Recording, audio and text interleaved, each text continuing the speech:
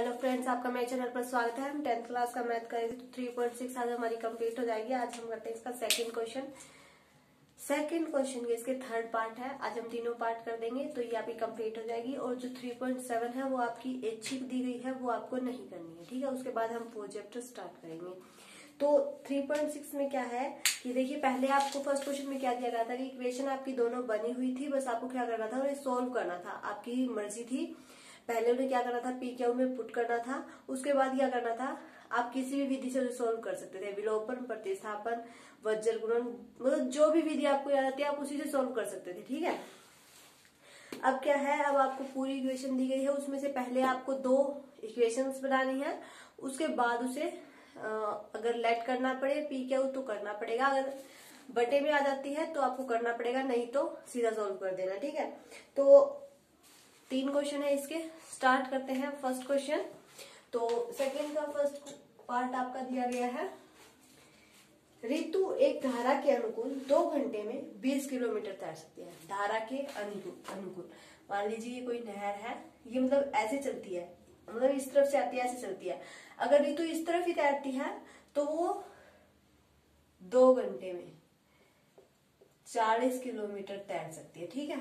2 घंटे में कितनी तैर सकती है, 20 किलोमीटर, सॉरी, ठीक है। फिर क्या कहता है कि अगर धारा के प्रतिकूल, मतलब ये तो ऐसे चल रही है, ऐसे जा रही है, लेकिन वो तैर कैसे रही है, इस तरह से रही है, प्रतिकूल साइड यानी कि उल्टी साइड तैर रही है, तो वो 2 घंटे में 4 किलोमीटर ही तैर पाती है।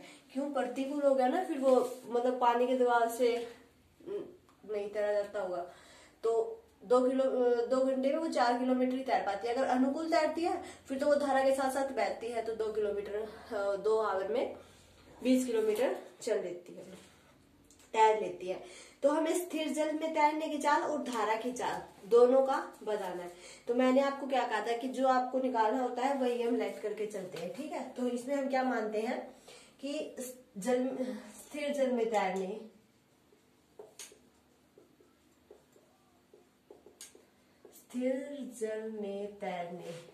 की चाल, तो हमने क्या लेट कर ली, u, और धारा की चाल, ये दोनों चीजें ही हमें निकालनी है, ये दोनों चीजें ही हमने क्या कर ली, लेट कर दी, ठीक है। u और v लेट कर ली। अब देखिए, अभी क्या कहता है कि 2 घंटे में 20 किलोमीटर तैर सकती है। कब, जब वो धारा के अनुकूल चल रही है, यानी कि धारा u है आपकी, मतलब जो पानी का बहाव है वो भी उसी तरफ है और जो धारा है वो भी उसी तरफ की है, मतलब दोनों एक ही साइड है। तो वो क्या करती है, 2 घंटे में 20 किलोमीटर तैर लेती है, यानी कि दोनों को जोड़ दे, u प्लस v, पानी भी उसी तरफ जा रहा है और जो धारा है उसकी चाल भी उसी तरफ है, तब वो कितनी दौड़ती है और कितनी तैर सकती है, 20 किलोमीटर। लेकिन इनकी हमें 2 से मल्टीप्लाई करनी पड़ेगी। क्यों करनी पड़ेगी, क्योंकि वो 2 घंटे में तैरती है, ये आपका समय है, ठीक है। तो फिर ये आपकी इक्वेशन बन गई, आप 2 से इसे डिवाइड कर दो तो यहाँ पे आपका 10 आ जाएगा, ठीक है। एक इक्वेशन बन गई। नेक्स्ट में वो क्या कहता है, अगर वो धारा के प्रतिकूल तैरती है, यानी कि मतलब जल का बहाव तो इस साइड है, लेकिन धारा किस तरफ की है, इस तरफ की है, मतलब धारा तो इस तरफ ही है लेकिन वो तैर किस तरफ रही है, इस तरफ रही है, यानी कि उसकी नेगेटिव डायरेक्शन में तैर रही है। तो हम यहाँ क्या करेंगे, माइनस कर देंगे, दोनों को क्या कर देंगे, माइनस। देखिए, वो तब तो दोनों का सेम था, पॉजिटिव डायरेक्शन में थी वो भी, अब वो क्या कर रही है, उसकी उल्टी दिशा में, यानी कि नेगेटिव डायरेक्शन में तैर रही है, इसलिए माइनस कर दिया। 2 से मल्टीप्लाई करनी पड़ेगी, 4 किलोमीटर ही तैर पाती है, ठीक है। तो 2 से डिवाइड कर देते हैं तो यहाँ पे भी आपका 2 बच जाएगा। दूसरी इक्वेशन भी बन गई। क्लियर है इक्वेशन कैसे बनी है आपकी, तो इस तरह से आपको इक्वेशन बनानी है, ठीक है। इक्वेशन बनाने के बाद आपको क्या करना है, इसे सोल्व करना है। ये तो देखिए पहले से ही आसान ही है, तो इसमें तो कुछ भी पुट करने की जरूरत नहीं है, सीधा ऐड कर दीजिए पहले तो। u की वैल्यू आपकी 6 आ जाएगी, फिर सब्ट्रैक्ट कर दीजिए, सब्ट्रैक्ट करेंगे तो ये यहाँ माइनस, ये प्लस, ये माइनस, ये कैंसल, ये 2v, ये 8v 4 आ जाएगा, ठीक है। यूवी की आपकी वैल्यू निकल गई, कुछ माना तो था ही नहीं, तो डायरेक्ट यूवी की वैल्यू आपकी निकल गई। यही आपका आंसर हो गया। तो फिर इसका सेकंड पार्ट क्या कहता है, कहता है देखिए समझिए, 2 महिलाएं और 5 पुरुष एक काम को साथ साथ करते हैं तो 4 दिन में पूरा कर देते हैं, और 3 महिलाएं और 6 पुरुष उसको 3 दिन में पूरा कर देते हैं। तो हमें बताना है कि इस कार्य करने के लिए या तो अकेली महिला हो या फिर अकेला पुरुष हो, तो वो कितना कितना टाइम लगाएंगे ये हमें बताना है। तो जो हमें निकालना होता है वो हम राइट करके चलते हैं।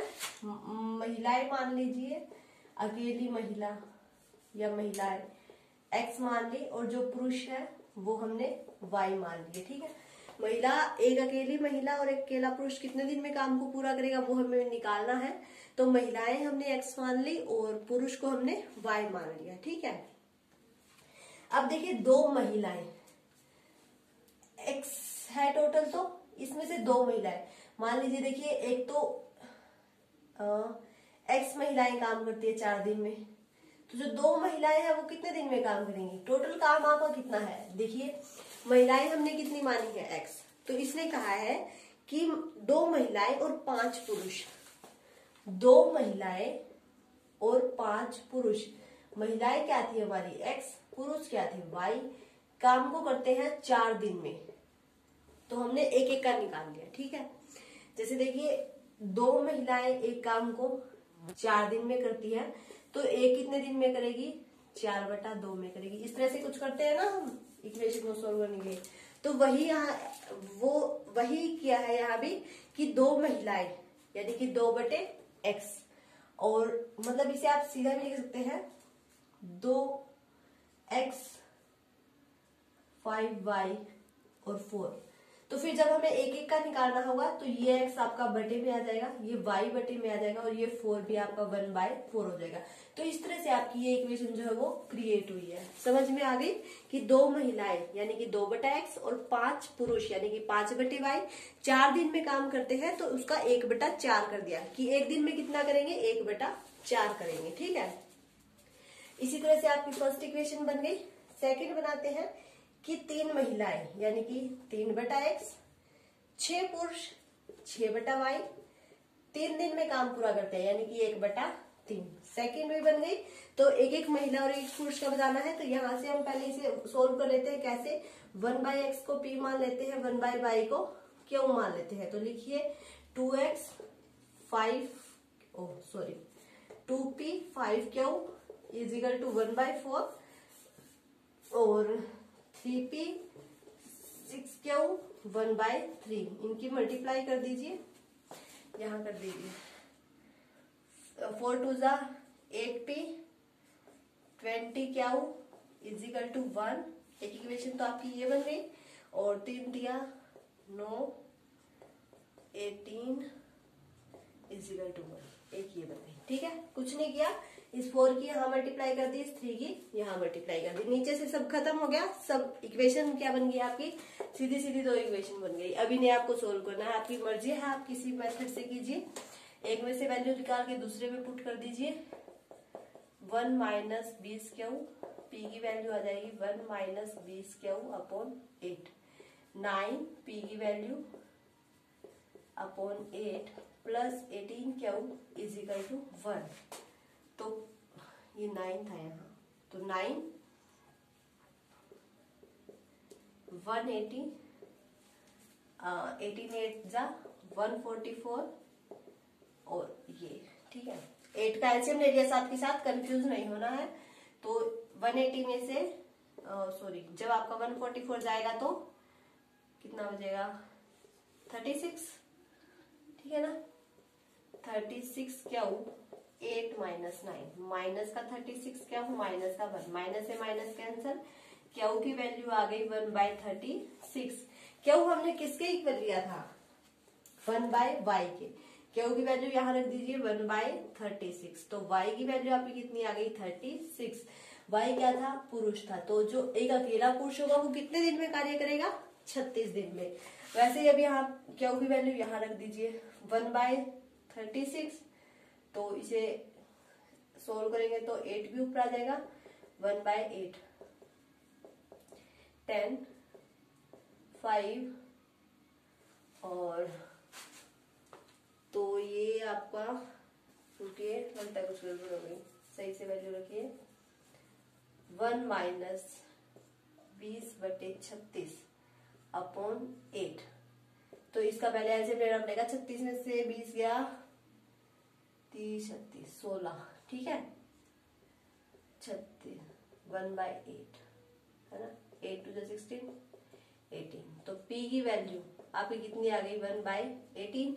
P की वैल्यू यहाँ रखिए 1/18। X की वैल्यू कितनी आ गई 18, यानी कि महिलाएं, अगर एक महिला कार्य करेगी तो 18 दिन में करेगी और अगर एक पुरुष कार्य करेगा तो 36 दिन में करेगा। क्लियर है क्वेश्चन। इसी के साथ इसका थर्ड क्वेश्चन क्या कहता है, देखिए थर्ड पार्ट, कि 300 किलोमीटर से घर जाने के लिए कुछ दूरी रेलगाड़ी द्वारा था, कुछ दूरी बस द्वारा तय करती है। तो पहले मान लीजिए रेलगाड़ी द्वारा तय की गई दूरी,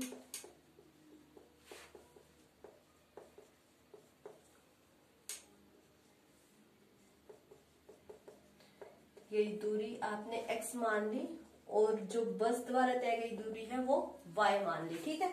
ये दोनों हमें निकालनी है, तो ये दोनों हमने दूरी नहीं चाल माननी है,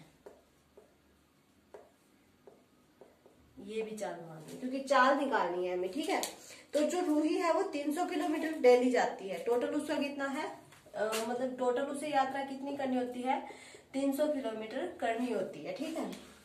अब ये कहता है कि अगर वो 60 किलोमीटर रेलगाड़ी द्वारा चलती है, यानी कि 60 किलोमीटर रेलगाड़ी द्वारा चलती है, प्लस बाकी कितना बच गया, 300 में से 60 गया तो 240, इतना वो किसके द्वारा चलेगी, बस के द्वारा। तब वो 4 घंटे लगाती है, 4 घंटे, ठीक है। क्या किया है, 60 किलोमीटर रेलगाड़ी के द्वारा चलती है तो 1 किलोमीटर 60/x, वही एक का ही निकालना है हमें, तो 1 किलोमीटर का प्रति मीटर, सॉरी 1 किलोमीटर प्रति किलोमीटर, 4 हमें निकालिए तो बाई में हो गया 240/22, क्योंकि 300 में से 60 गया तो कितना बच गया 240 बच गया, और कितना घंटा में, 4 घंटा में, ठीक है। फिर 100 किलोमीटर रेलगाड़ी से चलती है, यानी कि 100/x प्लस टोटल कितना बच गया 200/y, तो 10 मिनट अधिक लगते हैं उसे, 10 मिनट अधिक लगते हैं। तो 4 घंटे की पहले आप मिनट बना लीजिए, 240 250, अब इसे घंटे बनाएंगे तो 60 से डिवाइड, तो 25/6 आ गया आपका। क्लियर है, 25/6 कैसे आया, जो पहले 4 घंटे से जो 10 मिनट ज्यादा लगते हैं तो वो 10 मिनट इसमें जोड़ दी, ठीक है। इक्वेशन बन गई, वही P को ऐड कर लीजिए 1/x और Q को ऐड कर लीजिए 1/y, बनाइए 60P 240 Q is equal to 4, 100P 200 Q is equal to 25/6। 6 की मल्टीप्लाई आप यहाँ कर सकते हैं, यहाँ 600 हो जाएगा, 6 दूनी 12, ठीक है। नीचे से 6 खत्म, दोनों की इक्वेशन बन गई दोनों। अब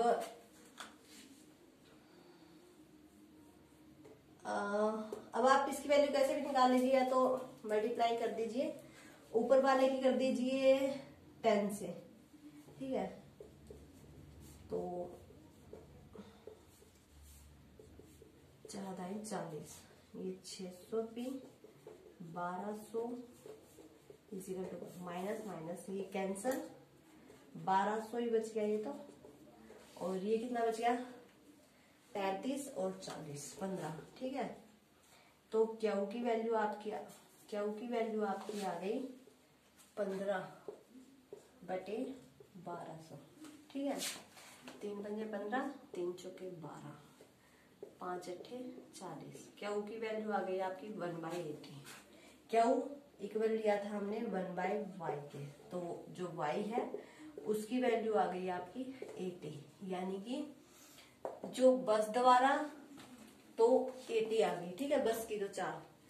फिर हम निकालते हैं Q की वैल्यू, किसी में भी पुट कर दीजिए, P की आपकी निकल जाएगी, ठीक है। जैसे देखिए 60P प्लस 240, Q की वैल्यू 1/80 इजिकल टू 4, ठीक है, 3 4 1/60।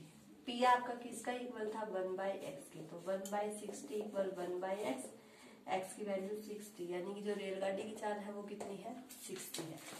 आगे दोनों की चाल क्लियर है। क्वेश्चन कोई डाउट नहीं है।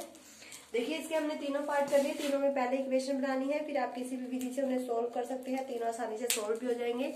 फिर भी अगर इन क्वेश्चन से आपको कोई दिक्कत आती है तो कमेंट करके बताना, और वीडियो अच्छी लगे तो इसे लाइक कीजिए, शेयर कीजिए, और अगर आप मेरे चैनल पर नए हैं तो सब्सक्राइब जरूर कर लें ताकि आपको आने वाले वीडियो के नोटिफिकेशन मिलते रहे।